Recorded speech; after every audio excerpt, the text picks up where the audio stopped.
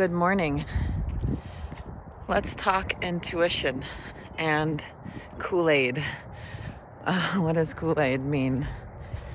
Johnstown, that's the most extreme example I can think of, but what's happening more often than Johnstown, that was a very small population of people. But what's happening is a lot of us unknowingly have drank some Kool-Aid. I know I have in the past, and we all have tapped into some Kool-Aid energy, which means essentially brainwashing. So where in your life have you been brainwashed? Even by your own thoughts. It's not always external, right? This brainwashing can come from within. It's usually messages that we've been taught generationally and generational patterns. So it's kind of also it is definitely a blend of both, internal and external, right? So we get messages from our communities on what the shoulds are. Should have this, should have that, should do this, should post these pictures, should everything, all the shoulds. Not even the posting of pictures, but more so the experiences we should have with our kids, the jobs we should have, the items we need to have in our home.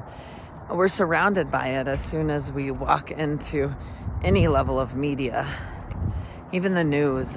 We should have an opinion on X, Y, and Z, and we need to be either Republican or Democrat or or the purple or whatever it is, so that we should do certain things. Okay, so walking away from the shoulds and grounding into the I am. You are this infinite being of knowledge. You are a wisdom keeper, an infinite soul of wisdom, love, and light. And you have had many experiences that have brought you wisdom, and you have intuition inside of you. It's that getting quiet and becoming one with yourself and becoming still and finding your breath and looking at the horizon and watching the sun rise and set, letting the melatonin in your body produce because you turn the lights down low in the evenings, eating the foods that are from the earth that have had the least amount of process, eating foods that make you feel love and light in your life, drinking, hydrating with structured water that you speak positive affirmations into. Intuition. And yesterday I posted a really vulnerable video that I didn't even realize was going to be that vulnerable because I had a different message in my mind. And one thing I did as soon as the camera started rolling is release the shoulds of what I thought I was going to say and step into the I am. And I spoke what was coming straight from my heart and straight from my throat chakra. And it felt so good and so authentic. And since yesterday, since that post, I've connected with so many people that have talked about how divorces affected their heart and how they've struggled to find tears and cry around it and be vulnerable with it. And this is men and women. And this is not a divide or a divisive conversation of one being better than the other.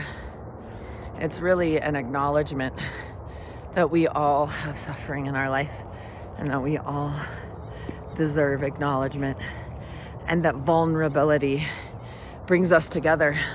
On top of that, vulnerability brings in the ability for you and I to not drink the Kool-Aid and be more intuitive. Because vulnerability creates a safe space And that might sound counterintuitive, but the truth is, when we're vulnerable, that means we're able to connect with others, that we're able to open up in an authentic way with our community. And vulnerability can start with the self. So being honest and vulnerable with yourself in your journal is a beautiful place to start, to start cracking open that egg of vulnerability in your life. And then you have to keep going. Has to be more than just journaling. Has to be more than just that tiny bit of vulnerability with self. Where you'll start seeing results is when you start being vulnerable with others.